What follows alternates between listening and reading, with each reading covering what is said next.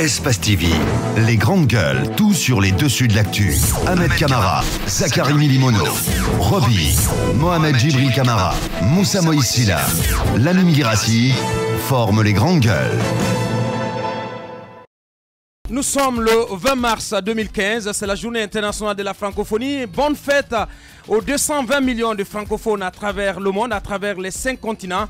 Merci de nous rejoindre dans ce talk show qui vous aide à comprendre les dessous de l'actualité. Une émission à retrouver en prime, en rediffusion sous le coup de 18h sur Sud FM, mais aussi sur Espace TV à partir de 22h30 après le JT de la rédaction de Moussa Moïse. On va s'intéresser à l'actualité. Vous connaissez les versions vendredi de cette émission. On survole l'actualité dans cette émission. Insécurité, on en parlait là. Un proche de Gussen se sent menacé. On parle là aussi de l'OGP, où on parle du retour des excommuniés. Une seule intervention dans cette émission, polémique autour du chronogramme des élections. On y revient encore à la suite des facilitateurs et des acteurs politiques. Le tour ce matin à celui qui a présidé le dialogue interguinéen de 2013 de prendre la parole. Que disent ces accords du 3 juillet? Peut-on parler d'accord au sujet des communales avec le document signé le 8 juillet par les facilitateurs? Monsieur François Lousenifal, ministre d'État des Affaires étrangères et des Guinéens de l'étranger, il brise le silence autour de cette polémique ce matin dans cette émission. Bon, mais merci de rejoindre l'équipe. Bonjour Ahmed. Bonjour Abaka. Bonjour Moussa Hiro. Bonjour Abaka. Bonjour Moussa Moïse. Bonjour. Bonjour Tamba Zachary Milimono. Bonjour Moussa. Bonne arrivée à tous. Tamba, on prend la direction de l'OGP. Hier, on a appris le retour des excommuniés. Si on peut les appeler comme ça. C'est comme si nous étions dans un film de science-fiction. C'est quand même une nouvelle qui va surprendre plus d'un. À savoir que c'est bien de commencer par le préciser. Le président de la République, en venant à la tête de l'État guinéen, a promis la justice, a promis que tous ceux qui se rendraient coupables de détournement de deniers publics seraient traduits devant la justice et châtiés à la mesure de leur forfaiture, à la mesure de leur témérité. C'est quand même des promesses que nous avons écoutées, que nous avons entendues. Ce sont les mêmes promesses qui vont continuer d'être scandées, mais la grosse question aujourd'hui, c'est comment faire confiance à ce président de la République, comment faire confiance à ce gouvernement-ci lorsque le crime financier est encouragé. Comment continuer à leur porter notre confiance et leur demander de continuer à nous diriger lorsque sur de moindres actions où ils auraient pu prouver leur bonne foi, ils passent à côté de la plaque, ils manquent au bout d'essai. C'est aujourd'hui la question qu'on doit se poser.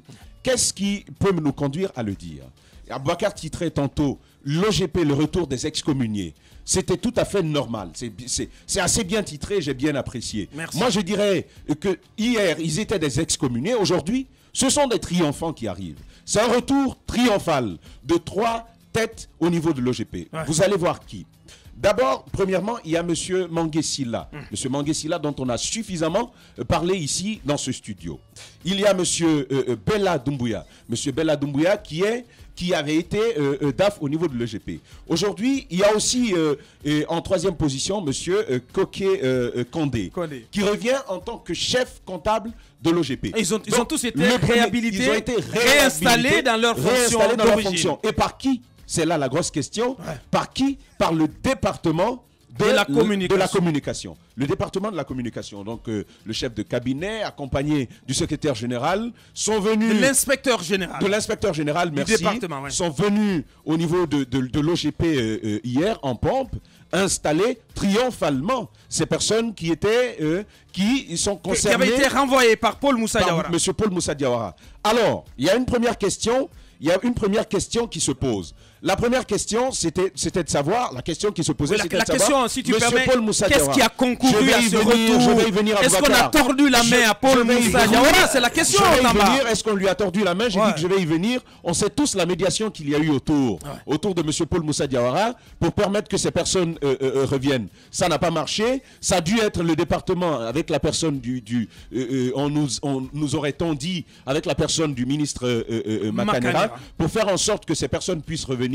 Aux informations que nous avons reçues, M. Paul Moussa Diawara se serait opposé à leur retour tant qu'il n'avait pas répondu devant la justice de faits réels. Parce que c'est le lieu de le dire. Il y a eu un rapport de l'inspection générale des finances de la République de Guinée qui incrimine ces 3 personnes à hauteur de 16 à 20 milliards de nos francs. Ça, 16 à 20 milliards. 16 à 20 milliards. Ces personnes Incroyable. sont concernées et le rapport existe. Je ne parle pas dans le vent. Ce rapport existe. Qu'est-ce qui est fait? Pour le moment, c'est quand même la grosse question qui se pose. Comment est-ce qu'ils ont pu revenir? C'est aujourd'hui la question qui se pose. Ouais. Monsieur Paul Moussa Diawara, qui a pris initialement une décision pour empêcher qu'il revienne, on lui sort que un simple directeur n'a pas le pouvoir de démettre une personne qui est venue par arrêté ministériel, mais il faut savoir que Il la faut loi... rappeler que Makanera je vais avait y venir. tenté de le déstabiliser, en tout cas de faire revenir ces 3 personnes par la force, en tout cas d'une manière qui n'était pas assez élégante. C'est ce qui n'a pas marché, mais nos lois permettent à un directeur général certaines mesures conservatoires. Lorsque vous devez répondre devant la loi, M. Paul Moussa Diawara est quand même celui qui répond de l'OGP aujourd'hui, il a le pouvoir d'user d'une mesure conservatoire en attendant que lumière se fasse sur les choses. Nous apprenons que M. le Président de la République aurait, je le dis ainsi, nous apprenons que M. le Président de la République aurait la main derrière cette situation-là. On peut se poser la question de savoir est-ce que ce n'est pas finalement que politique. Je vais y venir, permets que je termine, que je termine, Ahmed Kamara. Si c'est politique, je me dis que M. le Président de la République n'a pas intérêt à agir de cette façon. Parce que d'une façon ou d'une autre, M. Paul Moussa Diawara lui est un atout particulier. On le sait bien du côté de la forêt, dans l'espace Kissia notamment. Ne va pas dans ce sens, s'il te plaît. Il faut y aller dans cette perspective. Non. C'est quand même une réalité. réalité. C'est quand même une réalité. Pas les choses. Non, je suis en train de poser des questions. Non, je suis pas d'accord. Ben, on parle de l'OGP alors. Bien. Ahmed Kamara. Tamba. J'ai le droit ici dans ce studio de me poser la question de savoir si le président de la République est impliqué dans cette situation, est-ce que ce ne serait pas à des fins politiques? J'ai ce droit. Et je trouve que c'est tout à fait légitime de se poser aujourd'hui cette question pour un président que l'on sait hautement politique. Bien. Allez-y, Ahmed. Les grandes gueules. Écoutez, ça m'étonnerait que le président soit derrière cette situation. C'est comme ça que ça se passe en général dans les bien, débats. Ahmed, il faut ouvrir les yeux, Ahmed. Attendez, je vous explique comment... Attends, vous êtes en Guinée. Mais Paul a été reçu par le président avant-hier. Oui, écoutez. Vous savez comment ça se passe dans les départements ministériels. On fait des actions et on dit c'est le chef de l'État qui l'a dit. Ça peut être une action de la sorte. Justement, c'est ce qu'ils ont dit. Voilà, ça peut être une action de la sorte où on veut effrayer peut-être celui qui est en face. On lui dit, ben c'est le président qui l'a dit, donc on le fait. Ben il va falloir que Paul Moussa se lève, qu'il aille voir le président de la République, qu'il dise clairement au président de la République, ce n'est pas normal. Mais si on vous dit que les deux se sont vus, oui, c'est ça le problème. Les deux se sont vus, mais s'il a reçu instruction de les accueillir à nouveau, Moussa, quand ils se sont vus, est-ce que c'est ce que le président lui a dit? Est-ce que c'est de cela qu'il a parlé? On est tenté de penser ainsi. Est-ce que c'est de cela qu'il a parlé avec le président? Je ne sais pas. Donc je dis très bien. Ce n'est que politicien. Alors, si le président, en tout cas comme Tamba l'a dit, est derrière cette situation, je pense que c'est vilain pour cette politique aujourd'hui qu'on est en train d'étaler aujourd'hui pour une république dont on dit venue de très loin qui cherche aujourd'hui à se débarrasser d'un certain nombre d'États. On ne peut pas accepter que de simples citoyens ou qu'un citoyen guinéen puisse dérober plus de 16 milliards de francs guinéens, l'argent du contribuable, 16 milliards. Eux, ils sont qui pour bouffer les 16 milliards de tous les Guinéens? Je dis non. Si c'est le cas, ils doivent répondre devant la justice. Donc en croire Tamba, c'est un rapport de l'inspection des finances qui le dit. C'est un rapport de l'inspection. Il faut préciser. Écoutez, nous sommes dans une année électorale. Je pense que ce sont des actions qui vont mal peser dans la balance au compte de...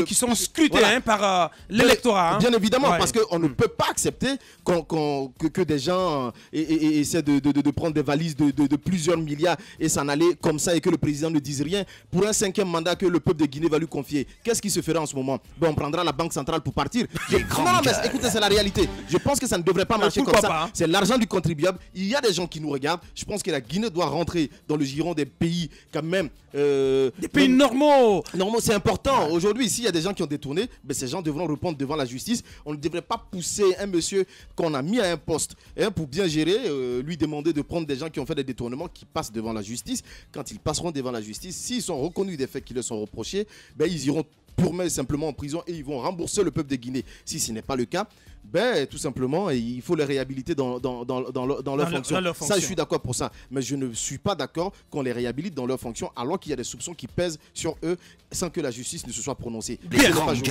Allez-y, Moussa Moïse. Vous pensez que ça ne peut rien que la Guinée fait partie des pays les plus corrompus au monde? Vous pensez que c'est comme cela qu'on décide de faire un classement annuel et de mettre la Guinée parmi les pays en Afrique puisque nous occupons une place assez confortable dans le rang des pays les plus corrompus en Afrique de l'Ouest. D'ailleurs, c'est assez grave. Ils sont premiers d'ailleurs. Hein. Oui, oui. Le pays le plus corrompu en Afrique. C'est assez grave. En Afrique de l'Ouest, c'est assez grave. Je pense que la lutte contre le crime financier, ce n'est pas un mantra, ce n'est pas un slogan que l'on scande un peu partout. Ce ne sont pas des discours, ce sont des actions. Ce qui est grave dans le cas de l'OGP, c'est quand même de voir qu'un directeur qui arrive, qui constate qu'il y a eu des détournements à la base de documents de faits donc réels, des procédures judiciaires sont engagées, il mène parallèlement un combat contre les sociétés qui étaient habituées à cette sale habitude, qui ne payaient pas, qui payaient entre guillemets peut-être des pots de vin, qui est entretenu par une administration sur place corrompue jusqu'à la moelle des os, et bien qui met fin à tout cela et qui décide de mettre l'OGP sur les rails et qu'on décide de faire revenir ces personnes sans jugement, sans qu'une décision judiciaire ne puisse attester de leur innocence ou de leur culpabilité. Je pense que c'est assez grave. Et sur la foi de l'inspection qui a été menée, je pense qu'on aurait pu quand même attendre de voir la fin de la procédure judiciaire avant que ces personnes ne reviennent. Moi, je me dis deux choses. La première, c'est que M. Paul Moussa Diawara doit faire montre d'autorité. Qu'il montre à l'opinion que la place qu'il occupe lui est chère. Mais en même temps, la crédibilité, l'honneur sont des valeurs auxquelles il tient beaucoup. Et bien pour cela, il faudrait qu'il aille jusqu'au bout. Qu'il parte demander des comptes au ministère de l'économie, au ministère de la communication. Qu'il parte, puisqu'on dit le président... Écoute-moi, s'il te plaît. Et si on lui dit... Si on lui donne des instructions, Moussa Moïse, qu'il demande des raisons. Écoute, qu'il peut rêver. Écoutez, le chef de l'État, c'est vrai que c'est un président omniprésent, mais aussi on lui fait des fois un mauvais procès. Il y a des personnes qui parlent du chef de l'État juste sans l'avoir vu, sans même savoir de quelle couleur est sa peau. Mais je pense qu'il faut qu'il aille jusqu'au bout, qu'il aille se renseigner du côté de Sécoutoria, parce que c'est pas possible. Comment vous imaginez le fonctionnement de l'OGP dans les prochains jours? Ces personnes qui sont revenues, puisqu'elles savent que c'est Paul Moussa qui a été à l'origine de leur départ, elles vont créer une atmosphère polluée, une atmosphère de travail assez tendue, et l'OGP, au lieu de faire des rendements, l'OGP va être en pleine décrépitude. Il y a lieu quand même que M. Paul Moussa Diawara se lève. Et puis une chose, si vous voyez que des personnes occupent des postes de responsabilité, elles que se mettent parallèlement à créer des mouvements de soutien, c'est contre ces genres de réactions. C'est pour non seulement savoir que ce n'est pas leur poids intellectuel qui compte, ce n'est pas leur capacité à mener à bien leur mission qui compte aux yeux du chef de l'État ou de ceux qui tournent autour de la présidence de la République, mais c'est aussi leur pouvoir de mobilisation des électeurs en pleine période électorale. C'est pas bien dans notre pays. Si vous n'avez pas un bras long, il faut que vous ayez un mouvement de soutien. Si vous n'avez pas un mouvement de soutien, il faut que vous soyez dans le cercle restreint du chef de l'État. C'est mauvais pour notre démocratie. Moussa, ce que je peux vous dire, ce que je peux vous garantir, c'est que Paul ne pourra rien. Il a été mis devant le fait accompli. Allez-y, Moussa Yoro. Il a été court-circuité, tout simplement. Je regrette qu'Ahmed refuse ici d'ouvrir les yeux, qu'il essaie de disculper un peu le chef de l'État. Non, je pose une interrogation. Je dis, est-ce que c'est le chef de l'État réellement? Vous n'y croyez pas.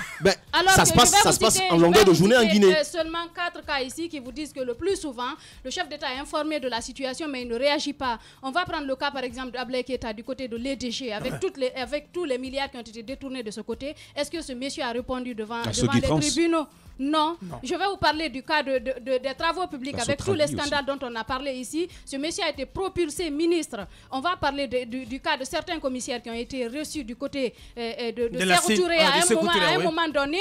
On apprend que ces messieurs sont sortis avec des sacs contenant quoi? Allez-y, vous posez la question de savoir ce qu'il y avait dans ces sacs. Il y a aussi le cas de la Sotragui.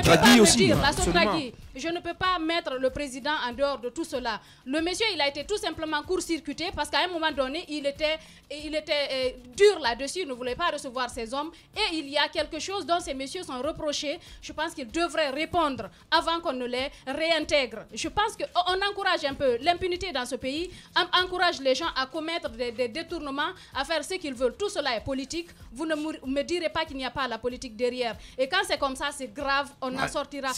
On ne sortira pas de cet engrenage. C'est assez grave. Écoutez, je pense que peut-être que le président, ce que je demande, que le président soit plus regardant sur certaines situations. Mais à dire que il est sûrement à un certain moment mal informé. Ouais, mais- Non, s'il vous plaît. Mais il est calculateur S'il vous plaît. politique, S'il vous plaît. Mohamed. Oui, mais bien évidemment. Bien sûr. Oui, Quand le oui. chef de l'État va Avec- arrêter oui, cela, mais il avec- doit avec- poser avec- un poste de Dieu. Bien Il ne peut évidemment. pas se comporter Avec- comme le président. Écoutez, Tout le temps calcul oui, politicien, on est c'est là, pas possible. on est là en train d'accuser Je comprends bien ta Oui, colère, on est là Moussa. en train d'accuser Mais le président pour de la l'instant, République, c'est s'il comme vous ça plaît. que ça fonctionne en Guinée. On est là, Il doit attention, faire autrement. Ouais. Il ne peut pas continuer à se Je lui comporter dis- de la sorte, c'est Mais- pas possible. mais bien sûr. Il est chef de l'État. C'est comme pas ça. possible. Je C'est dis comme tout ça la simplement- gouvernance made in Guinée. Je dis tout actuellement. simplement que le président doit être plus regardant sur un certain nombre d'actions. Vous avez aujourd'hui, vous avez cité un certain nombre de départements, notamment la Sogitrans et autres, où des responsables ne peuvent pas changer des cadres qui peuvent faire le travail. Ils ont des cadres qui ne foutent rien, mais qui sont quand même là, qui sont protégés par un certain nombre de barons. Ça existe aujourd'hui. Ça existe dans les directions, ça existe dans les départements ministériels, ça existe un peu partout. Donc je pense que ce n'est pas normal. Le président de la République doit convoquer, s'il le faut, ses cadres, notamment ses ministres, leur donner des instructions pour dire quoi exactement. Vous avez le droit de choisir les cadres que vous voulez.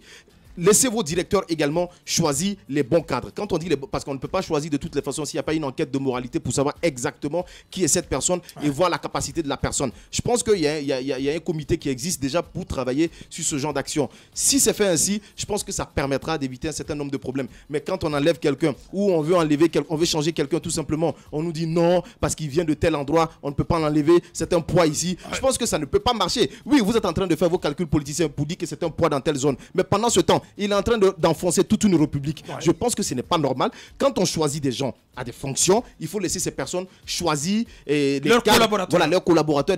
Après, on est là, parfois on accuse des ministres, parfois on accuse des ministres, on accuse des directeurs, on accuse un peu les cadres de ce pays, on les accuse. Oui, ils sont venus, ils n'ont rien fait, ils n'ont rien fait. Comment est-ce qu'ils peuvent faire quelque chose s'ils n'ont pas la possibilité de choisir les cadres qui peuvent faire le travail? Je pense que ce n'est pas normal. Le président de la République, s'il ne le sait pas, ce sont des actions qui existent bel et bien dans son pays, dans notre pays, et ça doit être corrigé, qu'on donne force à la loi, qu'on donne la possibilité à ces cadres de pouvoir choisir ceux qui peuvent travailler avec eux. La RPGisation à outrance de l'administration, expression chère à Mohamed Djibril. Allez-y, quelques précisions avant de passer à autre scandale du côté DDG. Voilà, et ça bouillonne déjà. Et c'est en toute banalisation de toutes les procédures. On sait que les DAF en Guinée sont nommés par le département de l'économie et des finances. Vous imaginez, cette fois c'est un arrêté du ministère de la communication qui vient les installer. Encore un biais de la procédure. Par le même moment, il y a lieu de se poser la question si, dans les jours à venir, certaines entreprises de la place ne vont pas recourir aux mêmes méthodes pour se soustraire à leurs obligations commerciales vis-à-vis de l'OGP. Orange et certaines autres entreprises de téléphonie mobile et autres viennent d'être condamnées au paiement de leurs redevances. Orange, par exemple, qui devra payer 6 milliards en première instance. Donc, à moins d'appel, ils doivent payer ces redevances-là. Mais les appels ont déjà été lancés. Bien entendu. Maintenant, la question, c'est est-ce qu'elles ne vont pas recourir à la même démarche? Il faut dire clairement que ce que nous sommes en train de vivre aujourd'hui, c'est la République que l'on sacrifie, comme Djibril aime à le dire, sous l'autel ignominieux de calcul politique. Bien. Moussa Moïse, scandale à IDG autour d'un marché de 300 transformateurs.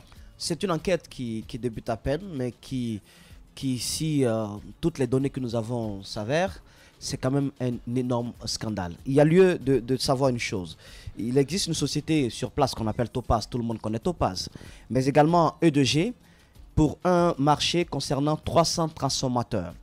Eh bien, il y a une société française qui est implantée en Guinée qui, par le passé, a passé des marchés avec E2G, qui avait livré 160, par exemple, transformateurs à E2G. Il se trouve que cette société française a l'expertise qu'il faut. Et qu'à l'issue d'un appel d'offres, elle avait quand même l'offre technique et financière la mieux disante. Absolument. Et donc, elle a été approchée, selon les informations que nous avons, elle aurait été approchée par des représentants de Topaz. Ouais. Qui seraient venus se faire passer pour des acheteurs de transformateurs, puisque l'expertise coûte cher. Les transformateurs, il en existe beaucoup, mais les expertises pour avoir les transformateurs qui répondent aux normes, c'est assez difficile. Eh bien, se faisant passer pour des acheteurs, ils auraient donc reçu des factures et des spécimens de chaque transformateur, sur la base desquels ils auraient passé des commandes avec un sous-embranchement de leur société Topaz qui se trouve du côté de Singapour. Ouais.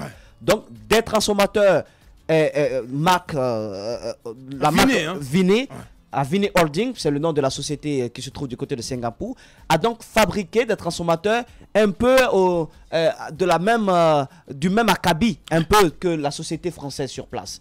Et donc, la commande a été lancée et il se trouve que l'appel d'offres donc lancé n'a pas abouti. La société française... les procédures. Exactement, la société française... des marchés publics. Elle a été complètement contournée, cette procédure. Et la société française se retrouve aujourd'hui, elle qui avait la meilleure offre technique et financière, elle se trouve aujourd'hui recalée. C'est assez grave. Si ce marché, 3 millions de dollars, si ce marché est accepté au vu aussi de tout le monde, c'est scandaleux pour notre pays. Le chef de l'État aime, quand il part en France, le MEDEF, aidez-nous, les investisseurs français, venez investir. La dernière fois, il a dit que les entreprises françaises étaient frileuses. Elles ont raison au regard de ce qui se passe, elles ont raison. Je pense qu'il y a lieu que EDG nous donne des explications là-dessus, mais également qu'on nous dise pourquoi nous allons approcher la société française qui existe, qui est implantée en Guinée, pour que nous puissions savoir jusqu'où... Non, mais c'est l'autorité de régulation des marchés publics qui doit trancher.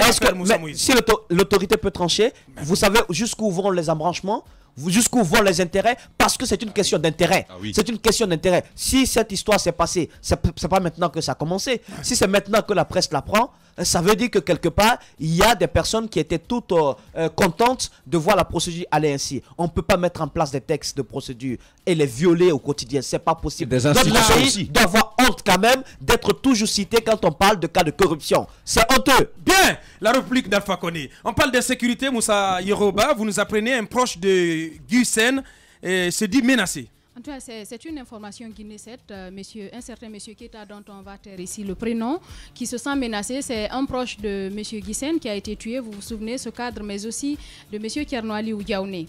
Et qu'est-ce qui s'est passé? C'est un de ces travailleurs, c'est un cadre de l'administration publique, un de ces travailleurs a décidé de rendre démission, un travailleur qui serait d'origine sierra-léonaise. Il a rendu sa démission et il a exigé de recevoir son salaire du mois. Il lui a dit qu'il ne savait pas, qu'il n'était pas préparé pour cette démission et que par conséquent, il ne pouvait pas le payer le même jour automatiquement, qu'il pourrait le payer dans 2 jours.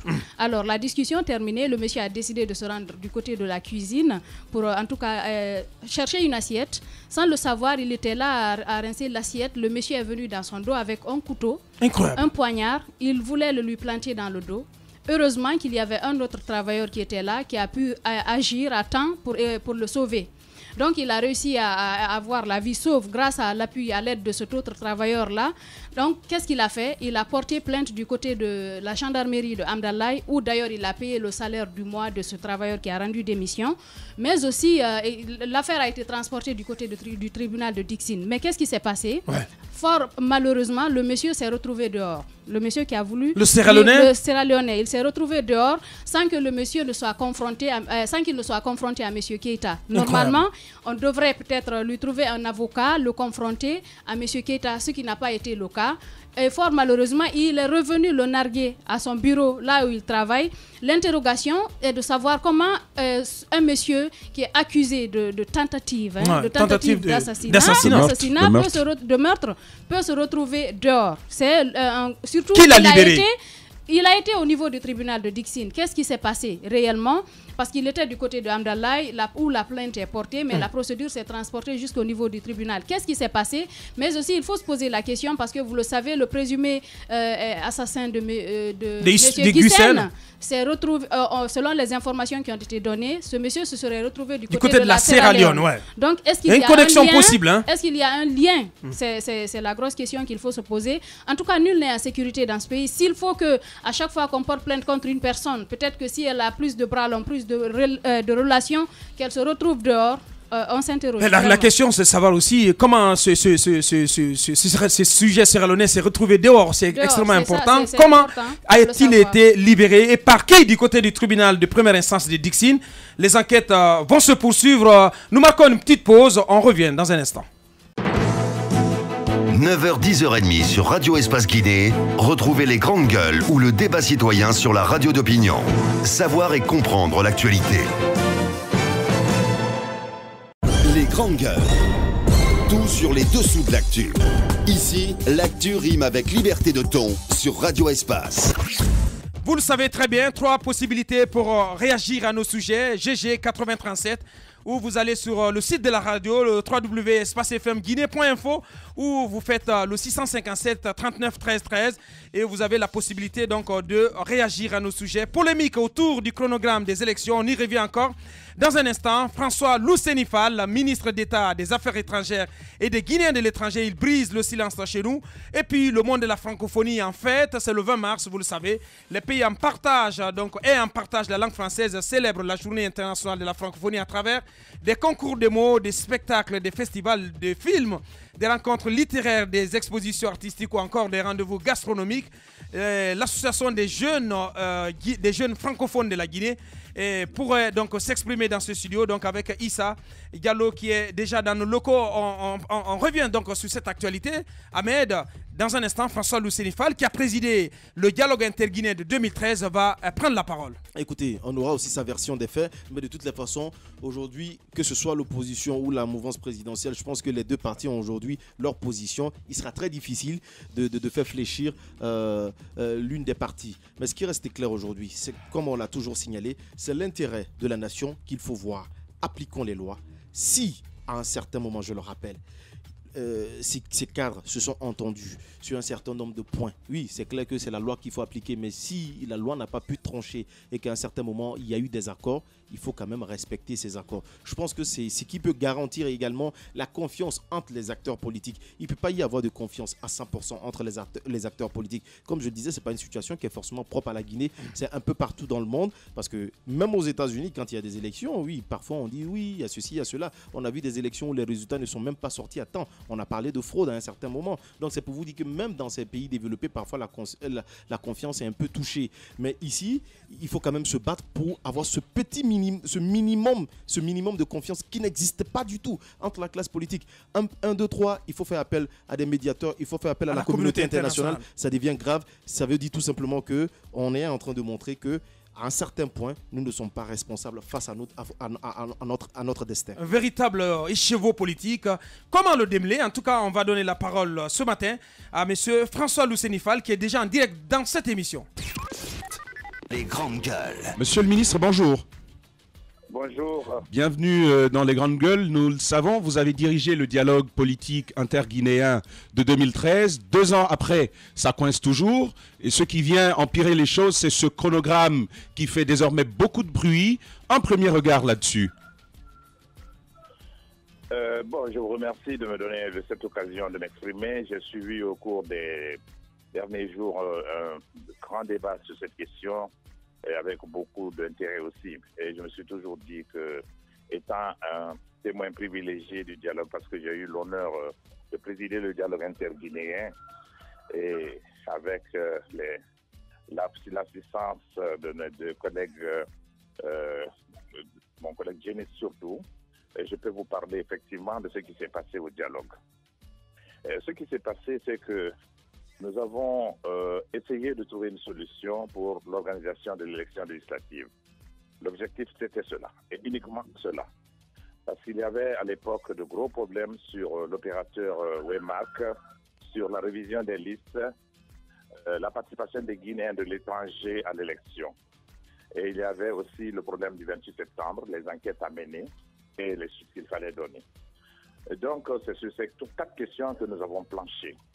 Et lorsque j'entends tout ce qui est en train de se dire aujourd'hui, je suis un peu surpris parce que nous, en tant que président du dialogue interguinéen, nous n'avons pas mentionné les élections locales dans les conclusions auxquelles nous avons abouti et qui ont fait l'objet de l'accord du 3 juillet. Et donc, à ce titre, je peux dire que nous, en tout cas, en tant que président, nous n'avons pas évoqué cette question. J'ai appris, comme tout le monde, qu'il y a eu une rencontre à l'issue de laquelle un document aurait été signé par les facilitateurs guinéens. Mais que nous n'endossons pas parce que nous n'avons ni été associés, ni informés. Alors, donc, ce que je peux dire, c'est qu'à notre avis, le président du dialogue, nous n'avons jamais une décision pour l'organisation du ce qui veut dire qu'auparavant, avant donc l'aboutissement de cet autre document, donc avant sa signature par les facilitateurs, vous n'avez jamais été mis au courant des discussions qui se menaient?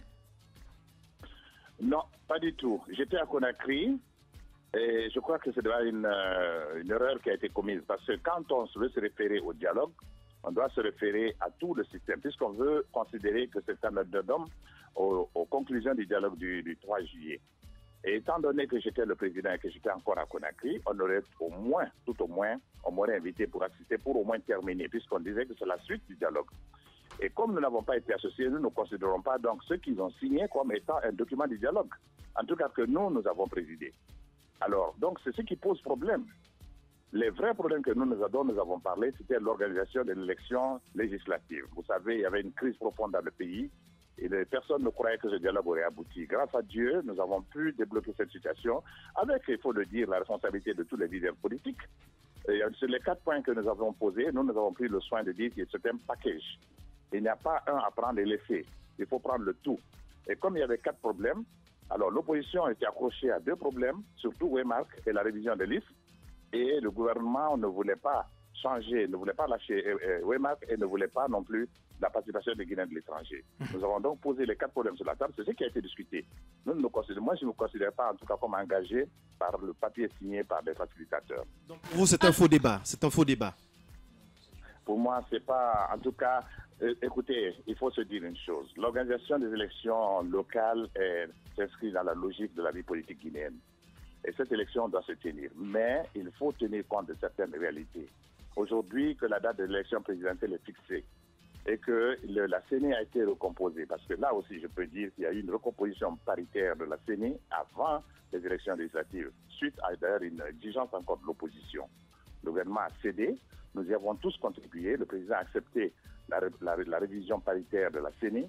Donc le problème qui se pose aujourd'hui pour qu'il n'y ait pas d'élection, je ne crois pas que ce soit fondé parce que juridiquement, il n'y a aucun texte qui peut contraindre aujourd'hui le gouvernement à dire qu'il y a eu un accord et se référer surtout au dialogue. Si c'est le dialogue, moi je n'endosse pas cette responsabilité. Alors, Bien, monsieur le ministre, vous dites qu'il n'y a aucun texte qui contraint aujourd'hui le gouvernement, mais nous avons écouté 2 des facilitateurs qui disent qu'il y a quand même cette obligation morale, même si les textes ne sont pas là pour vous y obliger. Est-ce que vous pensez que le fait que les facilitateurs et surtout le représentant du système des Nations Unies aient planché là-dessus, qu'on ait arrêté que ces élections devraient être organisées en janvier, à début d'année 2014, est-ce que vous pensez que ça n'en vaut pas la peine, ça ne vaut pas la peine qu'on jette un coup d'œil là-dessus pour qu'on en prenne compte?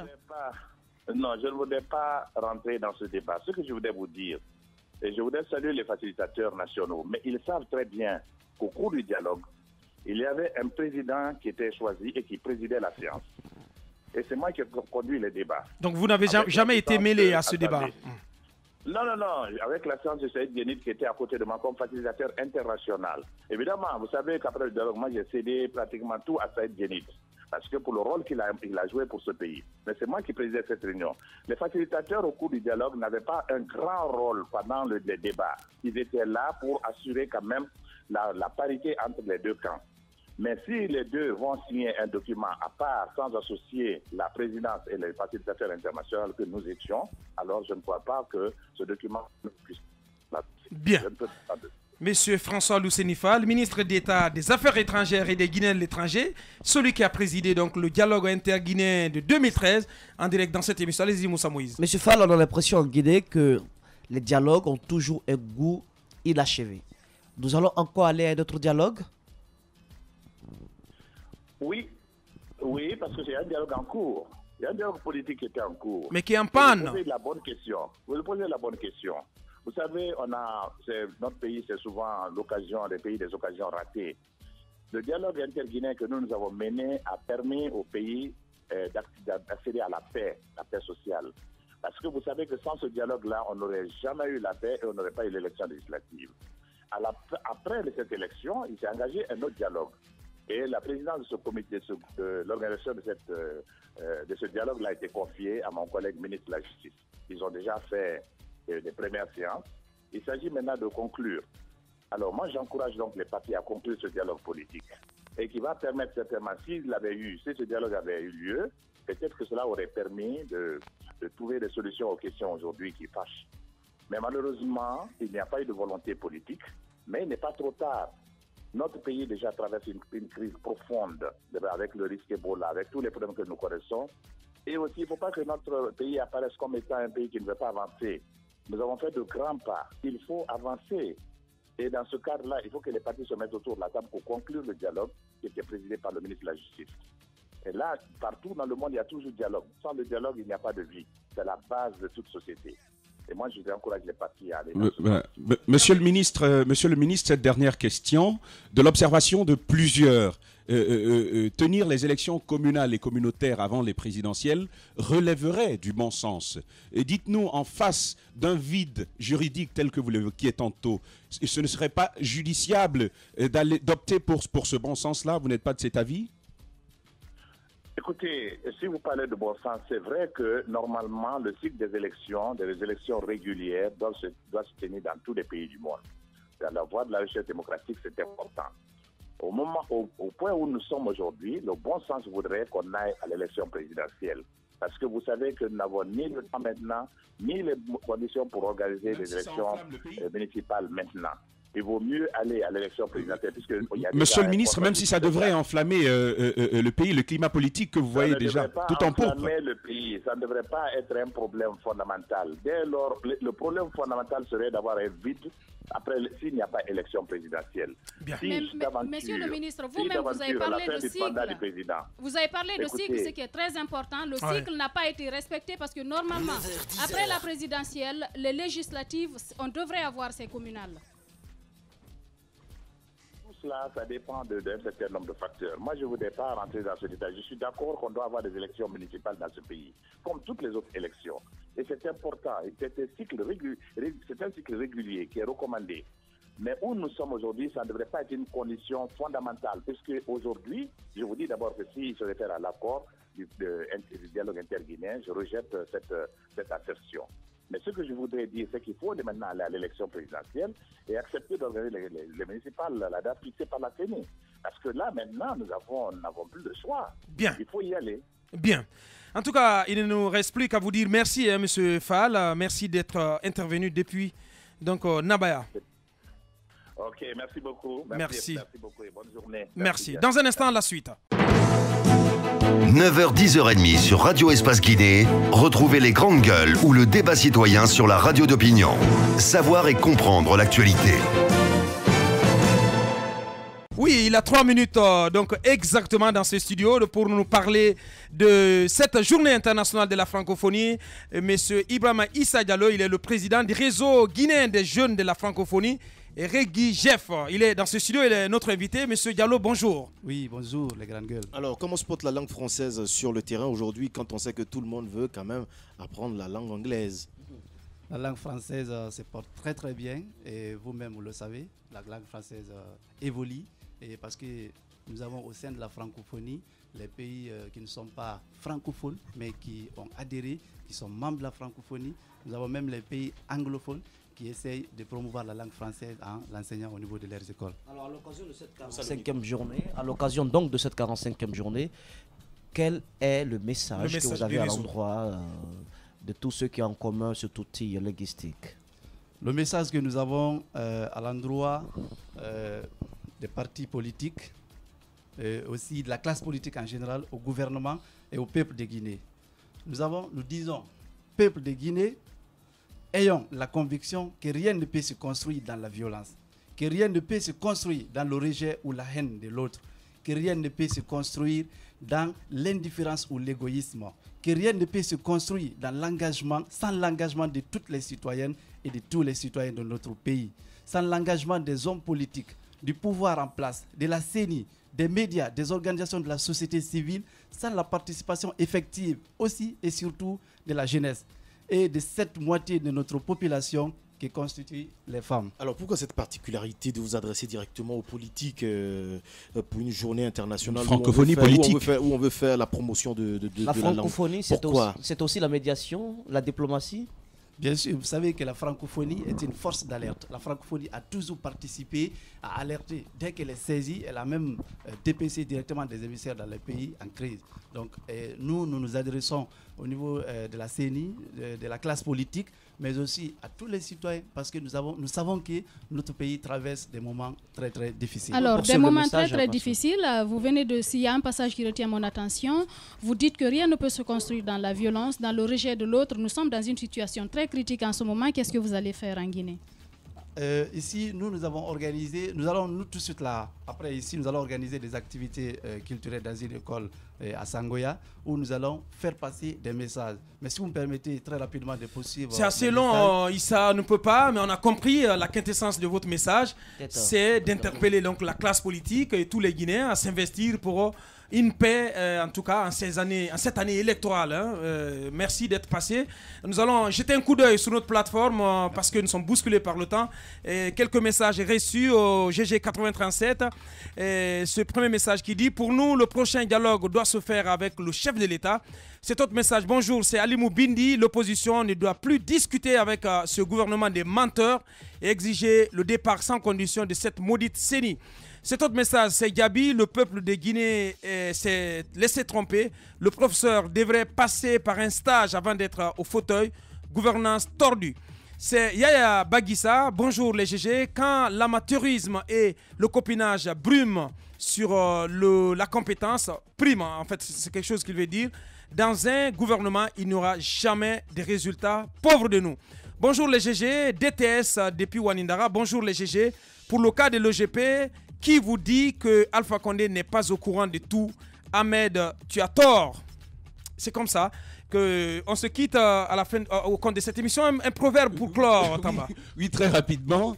À voir tout ce qui est en train de se passer en politique, j'ai envie de dire au président de la République, à tous ces acteurs qui jouent avec les autres, qu'à force de creuser en terre, on finit par déterrer le crâne de sa grand-mère. Incroyable, hein? Incroyable, Tamba. Merci bien à toute l'équipe des GG. Merci à l'équipe de cadrage, Gibril, Badembo et Aliou. Merci à Ibrahima Prince Diallo donc, qui a assuré la réalisation du côté de la radio. On se reprend lundi pour continuer l'aventure. Portez-vous bien. Au revoir.